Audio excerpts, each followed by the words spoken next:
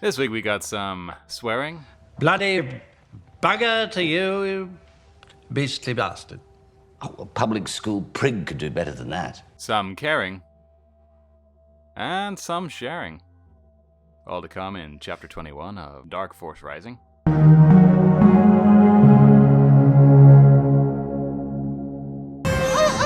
Hello there. I'm Darren. And I'm Kat. And welcome to The Real Sequels, a series of events that happened after Episode 6 in the books, novels, and sometimes comics in the Star Wars Expanded Universe. Today we're opening with Chapter 21 of Dark Force Rising. We start with Mara swearing under her breath. Dank ferret! Thank you. No, Darren. Thank you. As her skip ray blast boat falls out of the sky.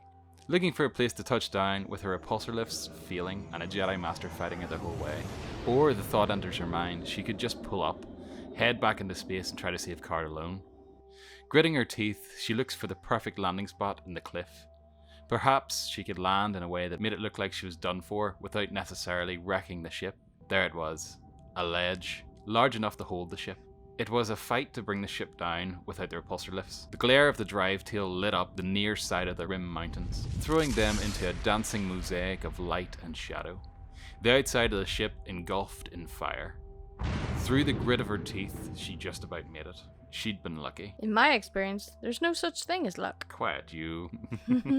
She grabbed her Ysalamiri and headed off. As she leaves her smouldering ship, she realizes that she has indeed miscalculated her landing. Instead of being about 10 to 15 meters from the top of the crater, she's instead 50 meters down. It was going to be a bit of a climb.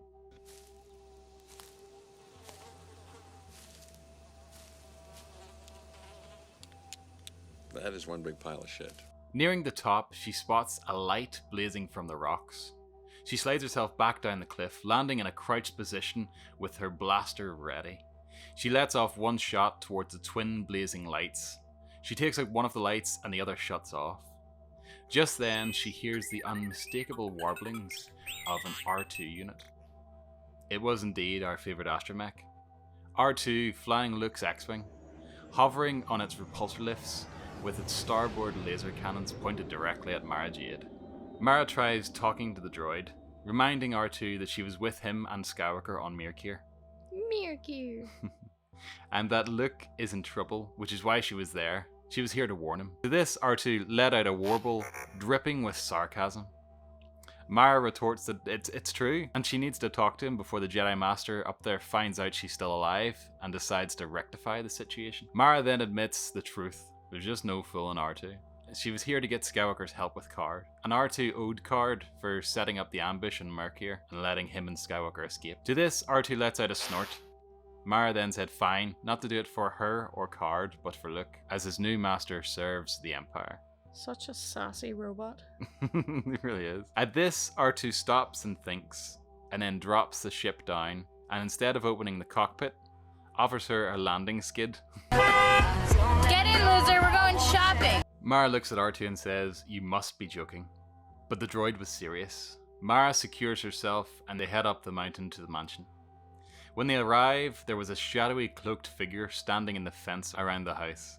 Mara says he must be C'baoth and asks if he always treated visitors this way. To which he says he has no visitors, save the lackeys from Thrawn. All others are intruders. Mara tries in vain to convince C'baoth that she is in fact with the Empire, but C'baoth has seen her mind. He knows the truth, that Thrawn is her enemy, and she is here to take Luke away. But Mara says she will have Skywalker's help, whether C'baoth likes it or not. To this he says, "You are mistaken. Do you truly believe that simply because you stand in the middle of an empty space in the Force, that I am powerless against you?" Mara unholsters her blaster, saying there's also this. C'baoth didn't move. First threatening revenge for this moment, then stating in a conversational way that he could destroy her, but he won't. He says someday she will come to him of her own free will. She says she'll take her chances, but to C'baoth the future is fixed. He has foreseen it, and it will happen as he has seen. Mara warns him against believing this though, saying the Emperor did the same, and it didn't help him much in the end. However, C'baoth hits back that perhaps he is wiser than her Emperor. Just then, C'baoth turns his head and says, "I told you to go to your chambers." "You did," replied the young man. "Then why are you here?" barked C'baoth. The young man replied that he felt a disturbance in the Force, as if a battle were taking place. Then he said, "Hello, Mara." "Skywalker," she replied. The realization dawned on her that the last time they met each other, she said she was going to kill him one day. Now she was going to have to convince him otherwise. "Aren't you aiming that at the wrong person?" Luke said sardonically at Mara's drawn blaster. Mara then explained the Card was in trouble and that she needs his help. Luke acknowledges her request and asks C'baoth what happened. And C'baoth says, what does it matter? And that she was here to kill Luke. And would he prefer it if he hadn't stopped her? Mara tries to interject and defend herself, but Luke raises a hand and cuts her off, still focused on C'baoth. He asked, did she attack him or threaten him in any way? And C'baoth's face turned from confidence to something more cold and deadly.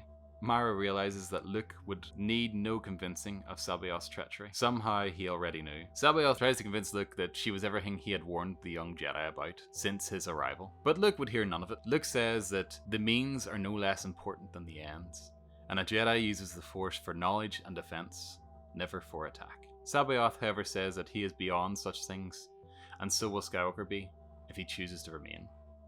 "I'm sorry," says Skywalker, as he heads towards Mara. C'baoth, however, claims that he is turning his back on the galaxy. Luke, however, turns his own logic against him. If the galaxy hates the Jedi, then how can they give it guidance, as surely it is not wanted? "We can heal the galaxy. Without us, there is no hope." Mara, trying to break the chatter, says that maybe he can do it without you. Mara noticed the subtle movements in C'baoth and remembered those working for the Empire. Simultaneously, she noticed how heavy Skywalker's eyes looked, as hers had been on the approach to Jomark. As Luke reached the empty Force zone, his eyes opened wider, his slumped posture straightened, and finally he realized and understood. Is this how you would heal the galaxy, C'baoth? Through coercion and deceit? C'baoth then threw his head back and laughed, surprising Jade, and in that split second he struck, sending a rock to strike her gun hand with paralyzing force, sending the blaster spinning. As she dropped to look for her weapon, she heard a snap and a hiss. The floor now bathed in green light. "Get behind the ship," he ordered her, as he stepped out of the Salamiri's influence. Luke began deflecting more rocks hurled by C'baoth. Then C'baoth again laughed and sent blue cascades of force lightning at the pair, and Luke caught them in his lightsaber. Meanwhile, Mara fumbles over something metallic, her blaster. She swings it around at C'baoth, but before she can fire, the scene lights up red. It appears both her and C'baoth had forgot about the droid in the X-Wing. Mara loses sight of the scene and calls for Skywalker, who is by C'baoth's body. "He's still alive," he says. "R2 wasn't shooting to kill." Mara offers to end the Jedi Master. Luke, however, refuses, claiming that there is no need to kill him. He's ill and may yet be cured. Mara refutes this and says that Luke didn't hear the way he was talking before he arrived. Luke, however, explains about his father Vader and how he was able to change. Mara doubts it, but had no time to argue about it in the committee. They get moving, and Luke convinces R2 to take the X-Wing home, while he heads off with Mara to spring Card. Mara tells him about how they caught Card, and Luke lends a sympathetic ear, saying about how the Empire did the same to them, and that's how they found Yavin Base. Mara says yes, but she doesn't think there'll be too many complaints heading his way with what it cost the Empire. In fact, that blunder cost Vader his right hand. False! Yeah, I just take it as maybe it's a rumor, or he had his robot hand cut off or something, and she's just misinterpreted it. I mean, the EU ain't perfect, but damn is it good. So Mara lays out their plans, and it's a good one because it always almost works. Almost. Steal a shuttle and pretend to be Imperials. Simple. That was a cool chapter. It was like, so we get to see C'baoth in contrast with Yoda. That kind of, the way he refers to his foresight is a lot more similar to the Empire rather than Yoda. Yoda's kind of got that thing of like the future's always in motion, whereas C'baoth's so confident in his abilities and he's so kind of bathed in his own power that he just can't see an alternative to the way he is, you know? Yeah. So as we can see, it's more similar, but we can also see that this might be attractive to Mara down the line, because this is very similar to the Emperor she knows, and after all, she's kind of looking for that Empire that she once loved, and she's not going to get that with Thrawn. No. And she's still suspicious of anything else.